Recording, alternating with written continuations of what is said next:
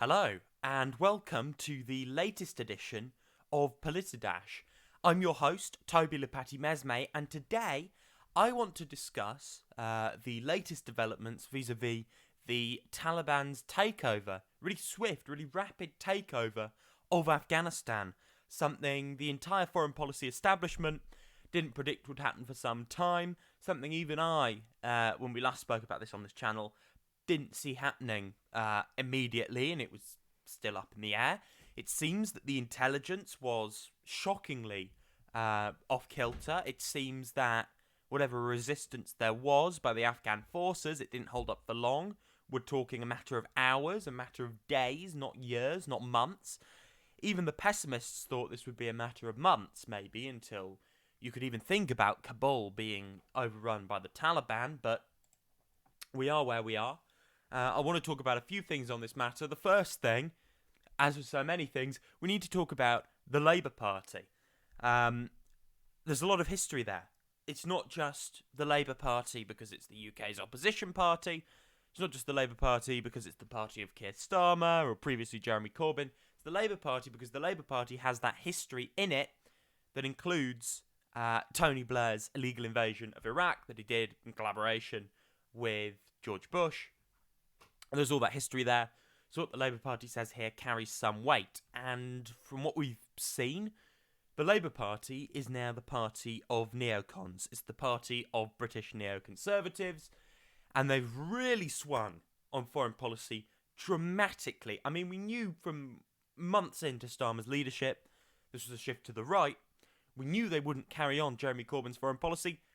There was never any doubt that that wouldn't be the case. However, it's really swung now. It's swung the pendulum, okay? We're talking George Bush, Tony Blair levels of hawkishness on foreign policy. Positions that are fully out of touch with the overwhelming majority of the public in the US, the UK, Afghanistan, around the world.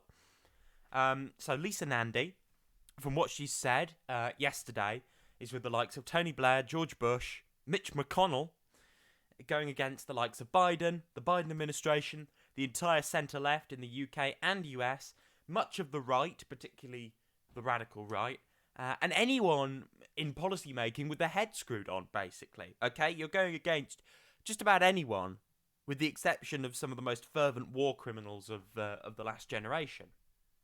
So, the overwhelming majority of public opinion is against what Lisa Nandy was saying. She seemed to be essentially saying, we should have stayed. We should have kept nation building, building a democracy. Everyone accepts the nation building didn't work. Okay? Everyone accepts that's not going to work in future. Everyone's moved on from that. If I got Boris Johnson in the room and asked him about this, he'd agree with what I'm saying. If I got Joe Biden in the room and asked him about this, he'd agree with what I'm saying when it comes to nation building. The debate around, harbouring terrorists and all this sort of thing, there's still a lot of misconception, and you still have people like Biden saying we need to prevent terrorism there, even though the Taliban, the whole thing isn't exporting terrorism. That's emphatically not what they're about. ISIS was about that. That's part of their ideology. The Taliban's ideology is to form an Islamic republic, basically, and sort of impose their really extreme conservative views on the population there. Their belief is not in exporting global jihad. That's not what the Taliban are about. There was dissent within the Taliban when they were harbouring Al-Qaeda. They certainly don't want to do that again, or anything like that again, for the specific reason that it would risk them being toppled by the West again. They don't want to do that. Emphatically, all likelihood is they won't do anything like that. So obviously that's all misconception, and we would understand if Labour was saying things like that, because the entire political establishment are saying misconceived things like that. The problem here is you've got Lisa Nandy basically signing on to the nation-building thing. This isn't progressive foreign policy. This isn't human rights-based foreign policy. This is hawkish neoconservatism premised on a lie that will cause more harm and more suffering and more deaths of British and Afghan citizens, and will end with us withdrawing with nothing to show for it, just prolonging the pain. There is no route to nation-building. The West can't nation-build. It doesn't work. If the people of that country aren't doing it, you can't do it for them. It's not possible. All that means is more suffering, more resentment, and an increase of terrorism and radicalisation, not a decrease. And in the longer term, things like women's rights will be hurt further when the Taliban eventually take control again. Because you're never going to stay there forever. You want to stay and occupy this place forever? Be my guest. I'm not doing it. The UK military's not doing it. The US military's not doing it. You want to do it? Go there yourself and do it. See how that works out for you. So this is ideology. This is neoconservative ideology from the Labour Party. It's not politicking, because what Lisa Nandy and Keir Starmer are saying is not popular. It's not in step with public opinion. No one thinks it is. The US public, for instance, voted for Obama, Trump and Biden, all on the condition they'd get them out. The UK has pretty much believed this whole thing was a mistake since about 2005. And still, which is why the Lib Dems did so well in 2005. Was it 2005? I think it was there was a 2005 general election. I'm trying to think when it was. The early noughties elections for me, I don't remember. They're very forgettable elections, very low turnout, very dull result. But basically, yeah, it's ideology. Now, we need to unconditionally accept Afghan refugees. That's the next thing. We're going to see a massive flow of migration. Okay, desperate refugees. This is going to be like the Syrian refugee crisis doubled. We need to accept more than we've ever accepted before, unconditionally.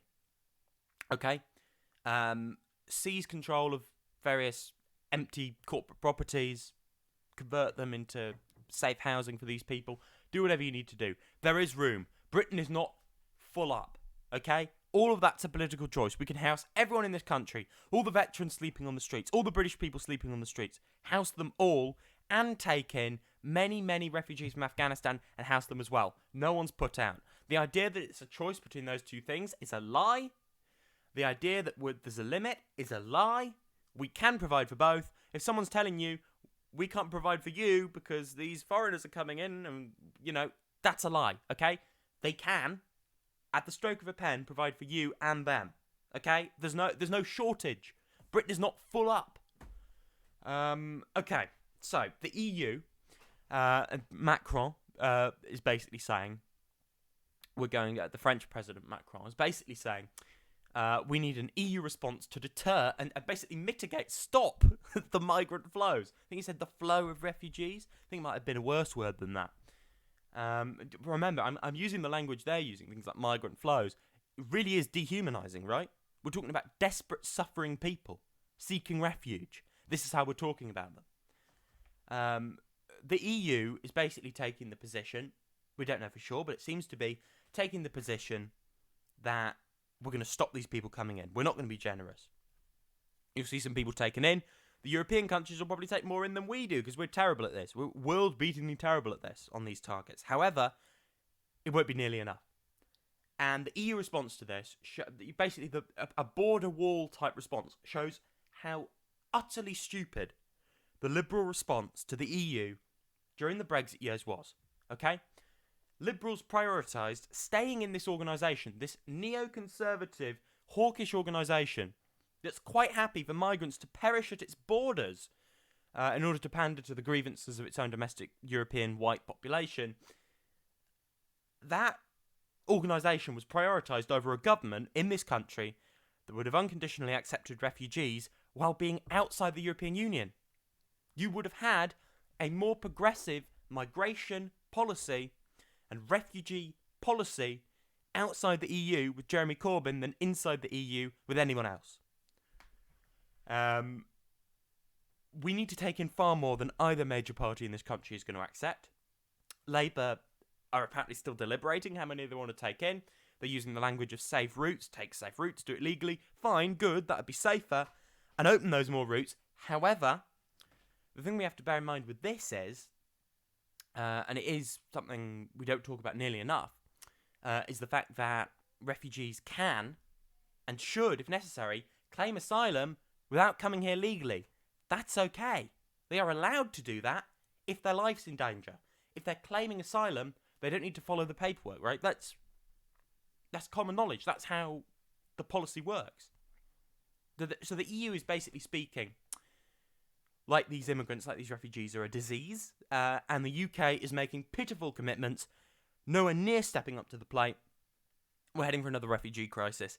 And from what the likes of Nigel Farage are saying, basically saying these people are terrorists, we can't let them in. People are going to lap this up. We need progressive forces in this country and around the world to push back against this narrative massively in a big way. Now, Joe Biden, politically, he might get short-term blowback from this, I'm not sure. But he is standing with public opinion against the US foreign policy establishment. The pundits don't get this, but what Biden is saying is popular. So it may not be quite as bad as people think it will be. Might even give him a boost in the long term. However, if the scenes and the media keep hammering on this, maybe not. Maybe it'll be a political disaster for him. We can't know. So how will the Taliban govern?